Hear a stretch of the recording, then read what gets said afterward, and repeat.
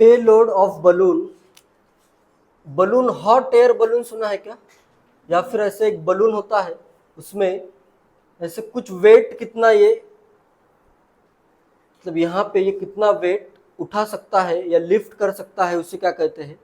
पे लोड कहते हैं। ठीक है, तो यहाँ पे क्या होता है, इधर की density of outside gas, density of outside air, ये डेंसिटी क्या होती है? ज़्यादा होती है।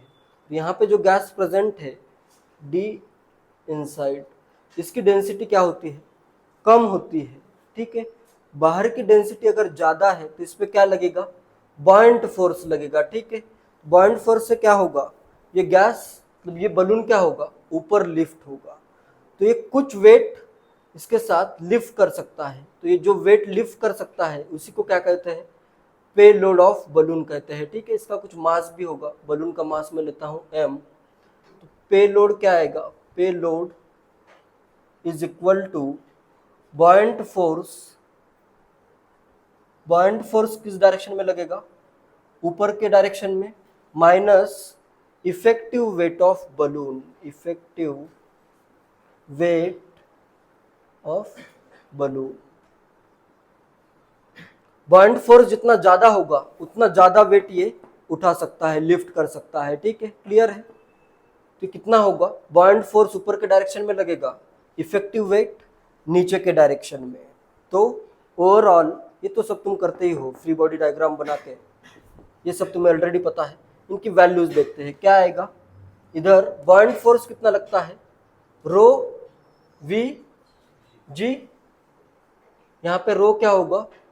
आउटसाइड की डेंसिटी आएगी। ठीक है, तो ये आएगा वॉल्यूम ऑफ बलून है V into d out into g minus effective weight में अभी इसका मास कितना होगा? Density in into volume, density is mass upon volume. तो यहाँ पे इसका एयर का, इसके मास कितना होगा? यहाँ के एयर का मास वी डी होगा, वी डी इन इंटू जी, और इसका मास अगर m है तो नीचे फोर्स क्या लगेगा?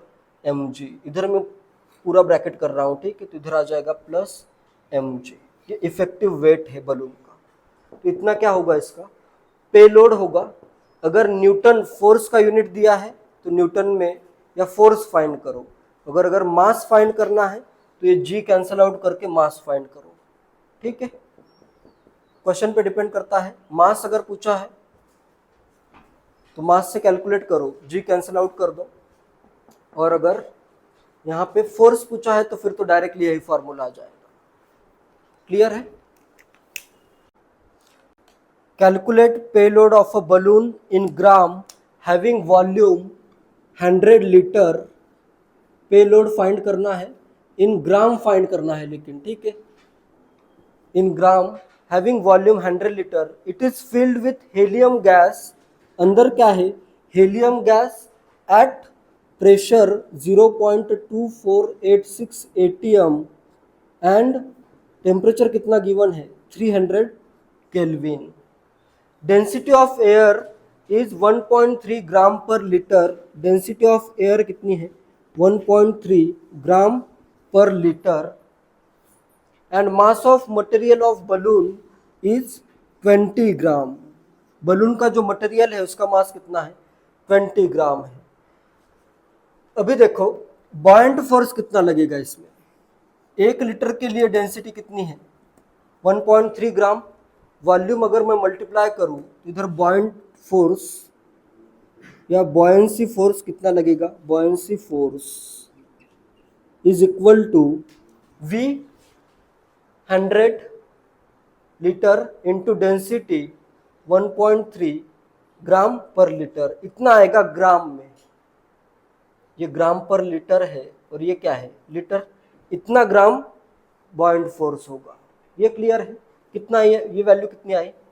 130 ग्राम में टोटल लिफ्ट कर सकता है टोटल। इसमें से 20 ग्राम तो बलून का मास आ गया। हेलियम का अगर मास पता चल जाए तो उससे मैं डायरेक्टली कैलकुलेट कर सकता हूं कि कितना मास, कितना पेलोड होगा। पेलोड के लिए 130 gram minus mass of balloon, ये 20 ग्राम माइनस कर दो, और मास ऑफ हीलियम भी इसमें से सब्ट्रैक्ट कर दो। मास ऑफ हीलियम कैसे आएगा, पीवी इक्वल टू एनआरटी करता हूँ यहाँ पे, जिससे हीलियम के मोल आ जाएंगे। ये वॉल्यूम पता है, प्रेशर पता है, टेम्परेचर पता है। Pressure 0.2486, volume 100 is equal to N R, ये लीटर में लिया है, ये एटीएम में, तो 0.0821, एंड टेम्परेचर कितना है 300। ये वैल्यू कितनी है, ये 24.86 is equal to N into, ये वैल्यू भी कितनी है 8.21 इंटू 3, 24 पॉइंट इसके अराउंड ही आएगी, ठीक है, 24.6 के अराउंड आएगी। ये वैल्यू इधर कर दो, 6 सेट कर दो, ठीक है। नंबर ऑफ मोल्स कितने हैं, 1 मोल आ रहा है, अप्रोक्सीमेटली 1 मोल ऑफ हीलियम आया। 1 मोल हीलियम का मास कितना होगा 4 ग्राम, तो इसमें 130 ग्राम ये इधर आया, बॉयंट फोर्स 130 ग्राम, और अपने को payload is equal to buoyant force 130 gram minus effective weight of balloon. Helium का मास 4 ग्राम और mass of material of balloon 20 gram, कितना चाहे रिमूव हो जाएगा, 20 माइनस 4, 130 में से 24 रिमूव कर दो, आंसर आएगा 106 ग्राम पेलोड होगा, ठीक है।